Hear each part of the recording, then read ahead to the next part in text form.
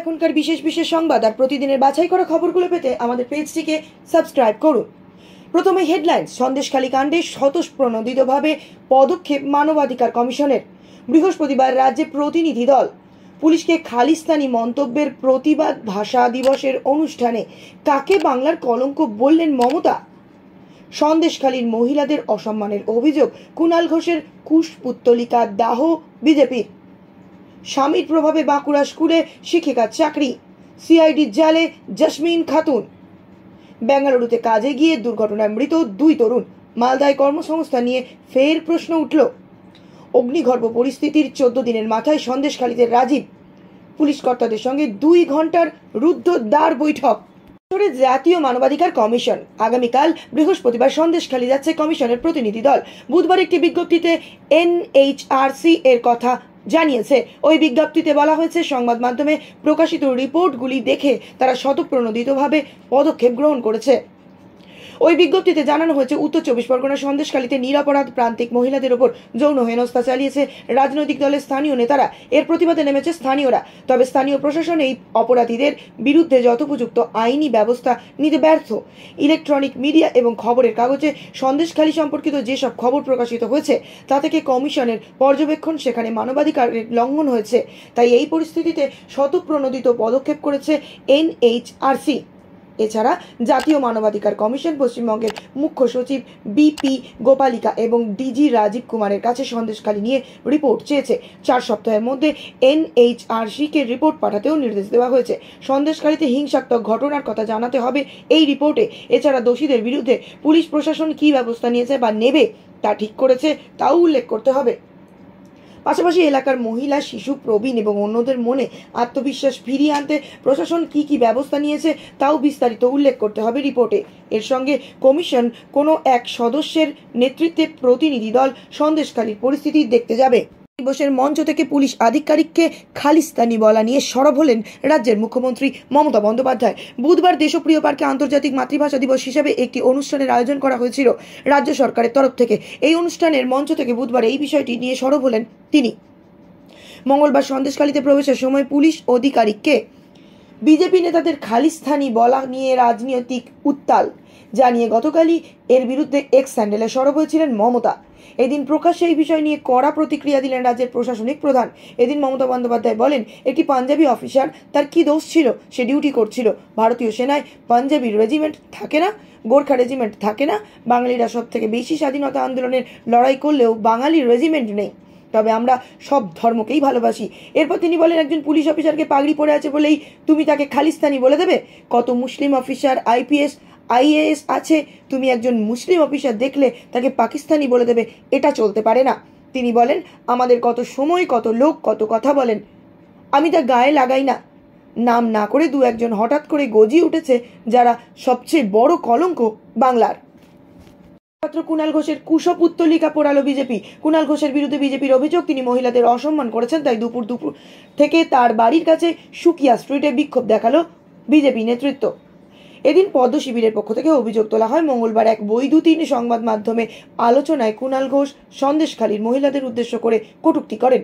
বিজেপির রাজ্য সাধারণ সম্পাদক অগ্নিমিত্রা পাল কুণাল ঘোষের ওই মন্তব্যের প্রতিবাদ করেন। তখন অগ্নিমিত্রা পালের প্রতিও অসম্মানজনক মন্তব্য করেন তৃণমূলের রাজ্য সাধারণ সম্পাদক।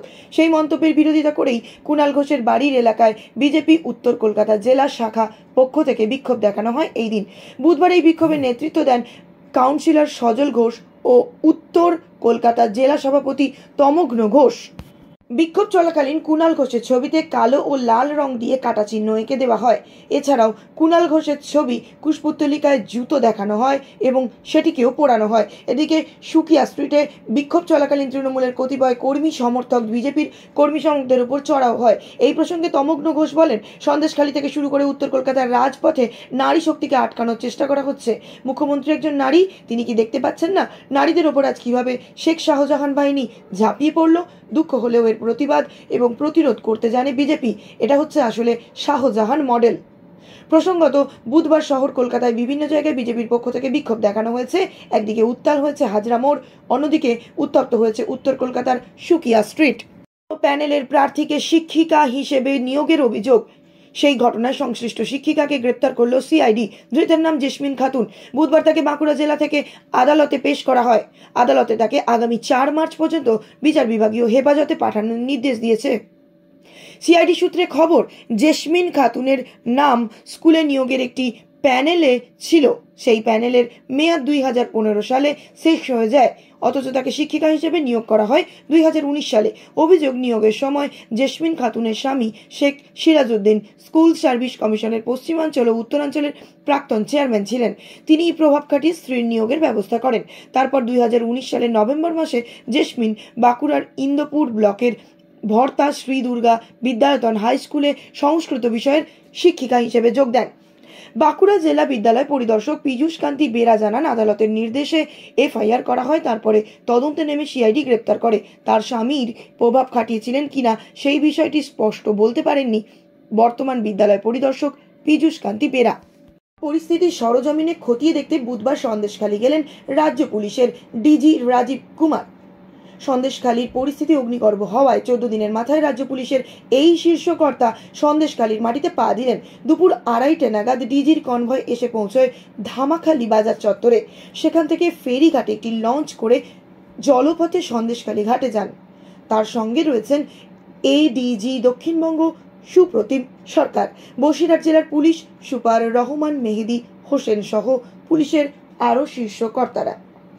5ই জানুয়ারি সন্দেশখালীতে তৃণমূল নেতা শেখ শাহজাহানের বাড়িতে তল্লাশি অভিযানে যায় ইডি। সেদিন ইডির ওপর হামলার ঘটনা ঘটে। তারপর থেকেই ফেরার শাহজাহান। এরপর থেকে ঘটনা পরম্পরা যেদিকে মোড় নিয়েছে, যেভাবে একের পর এক মারাত্মক অভিযোগ উঠতে শুরু করেছে, তাতে স্বভাবতই চাপে পড়েছে মমতা বন্দ্যোপাধ্যায় সরকার। দিল্লি থেকে জাতীয় মহিলা কমিশন, জাতীয় তপশিলি কমিশন সন্দেশখালী ঘুরে গিয়েছে। জাতীয় মহিলা কমিশনের চেয়ারপারসন রেখা শর্মা রাজ্য পুলিশের ডিজি রাজীব কুমারের সঙ্গে বৈঠক করেছেন। এমনই আবহে সন্দেশখালীর পরিস্থিতি খতিয়ে দেখতে গেলেন রাজ্য পুলিশের ডিজি। মালদায় পরিযায়ী শ্রমিকের মৃত্যু। এবার বেঙ্গালুরুতে কাজ করতে গিয়ে কফিনবন্দি হয়ে ঘরে ফিরেছেন 2 তরতাজা তরুণ। দুর্ঘটনায় তাদের 2 জনেরই মৃত্যু হয়েছে। মৃতদের একজনের বয়স মাত্র 19 বছর। এই খবর পেয়ে শোকের ছায়া নেমে এসেছে ইংরেজ বাজার ব্লকের কোতওয়ালি গ্রাম পঞ্চায়েত এলাকায়। খবর পেয়ে 2 মৃতের পরিবারের সঙ্গে দেখা করতে যান ইংরেজ বাজারের বিধায়ক শ্রীরূপা মিত্র চৌধুরী। তিনি 2 পরিবারের পাশে থাকার আশ্বাস দিয়েছেন। তবে এই ঘটনার পর আরও একবার এই জেলায় কর্মসংস্থানের অভাব নিয়ে প্রশ্ন উঠতে শুরু করেছে। মৃত 2 তরুণ হলেন 21 বছরের সুমন ঘোষ, 19 বছরের সুজয় সরকার। সুমনের বাড়ি কোতওয়ালি অঞ্চলের টিকোরপাড়া গ্রামে। সুজয় একই অঞ্চলের দৈবকীপুর গ্রামের বাসিন্দা।